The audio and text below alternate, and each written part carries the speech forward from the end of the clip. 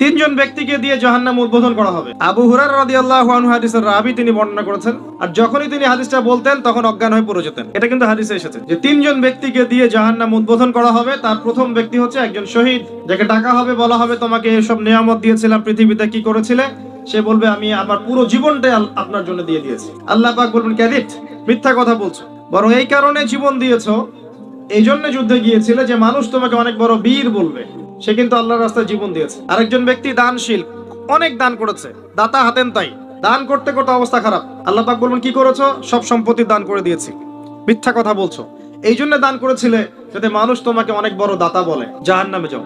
আরেকজন ব্যক্তি কি করেছো? দিনের জ্ঞান অর্জন করেছিলাম, হাফেজ ছিলাম, আলেম ছিলাম, কারি ছিলাম, বক্তা ছিলাম, ইত্যাদি ইত্যাদি। আল্লাহ বলবেন নাউজুবিল্লাহ, আল্লাহ বলবেন এই জন্যই কাজ করেছিলে যে মানুষ তোমাকে অনেক বড় আলেম বলবে, হাফেজে কোরআন বলবে, কারি বলবে, শায়েখ বলবে, ইত্যাদি ইত্যাদি। জাহান্নামে